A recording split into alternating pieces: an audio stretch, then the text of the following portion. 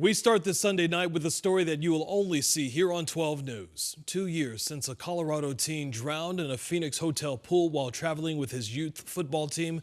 Tonight, the mother of that teen now suing the coach and organization after she says they didn't do enough to protect him. 12 News journalist Gabriela Becerra live tonight in studio with his mother's message for justice. Gabby?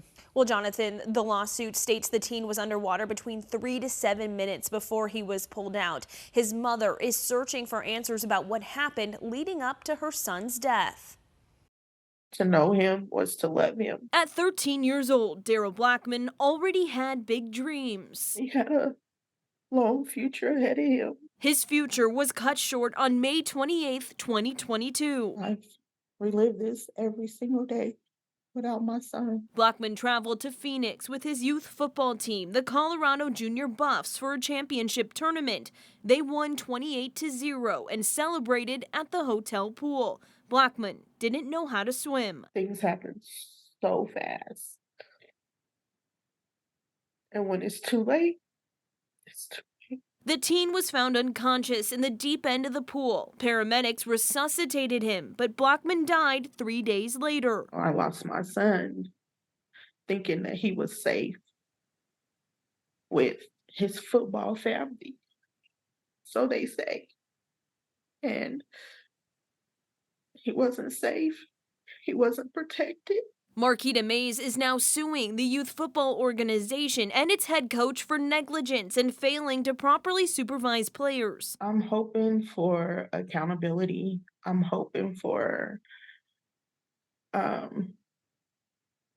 awareness. 12 News obtained a copy of the complaint stating the players were horseplaying, including throwing, pushing, and dunking teammates in the pool. It really is a preventable tragedy.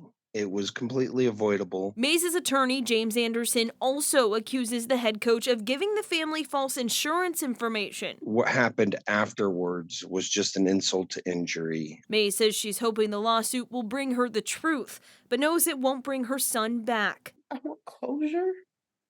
I want my other children to know that I stand tall for their brother, and hope that this will save another child. She's created the Daryl Blackman Foundation to give her son's name a future, spreading awareness about the importance of water safety. I never thought that it was that important when you don't go swimming a lot, but it's so important because it just takes one time.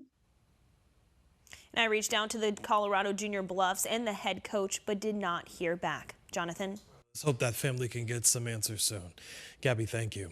Tonight, 12 News working to learn more about a 12-year-old Arizona boy who drowned while visiting family in Utah. Investigators say that boy and his family were in the area when he slipped and fell into the Provo River. Rescue crews say he was in the water for about 30 minutes before they were able to pull him out some 4 miles from where he went in.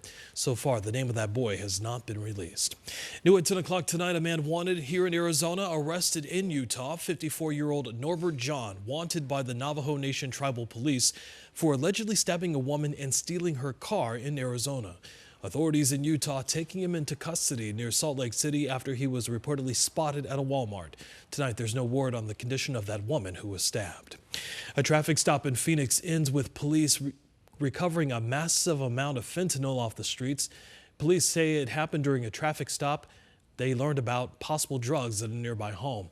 Eventually, they got a search warrant, officers finding approximately 70,000 fentanyl pills, 3 guns, and more than $13,000 in cash.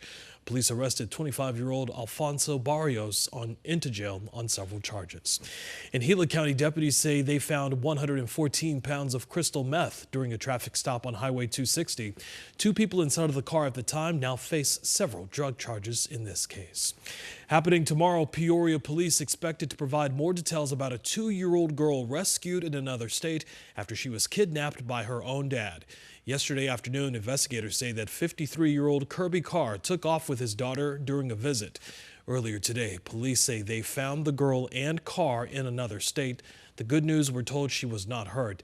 Police say that Carr does not have custody of his daughter. Again, Authorities expected to share more details on this case during a news conference tomorrow morning. 12 News will be there. Watch for updates on air and online. Tonight, 12 News is also staying in contact with Phoenix police to learn more details about a crash involving a Metro Valley bus that seriously injured a woman. That crash happening this morning near 7th Street and Bethany Home. Police say that woman in a gray SUV suffering life-threatening injuries. 2 passengers on the bus were taken to the hospital just to get checked out. So far, there's no word on who was at fault. Meanwhile, 2 Phoenix officers recovering tonight after a woman suspected of driving under the influence crashed into their patrol SUV overnight. This scene happening near 73rd Avenue and Indian School Road. Officers arresting 60-year-old Paula Carbajal after that incident. The officers are expected to be okay. No one else was hurt.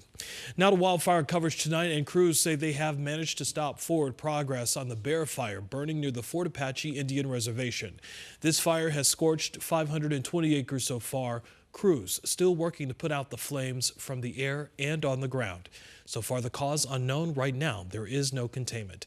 Let's get you ready for the start of your new work week and another extreme heat watch now in effect for this week, Ginger. Which means by the time we get there on Tuesday, this is going to be upgraded to an excessive heat warning. So, folks, another round, just like last week. We've got Tuesday, Wednesday, Thursday, where we're looking for temperatures to be between about 105 to 110 plus. Here's what I'm forecasting. Don't forget, don't blame the messenger for the message. I want you prepared. Also, look at the records right here. So, the record on Wednesday is 113. That's exactly what I'm calling for. I think we're at least going to meet it, possibly snap it, much of the same on Thursday. However, tomorrow, temperatures staying below the 110 marker. We've got dominant clear skies, highs about 107 degrees. But again, we've got that excessive heat on the horizon. So tonight, the way it's whittling down, we should be into the 80s by early tomorrow morning. Plan accordingly. Limit your outdoor exposure from noon to 7. The question is,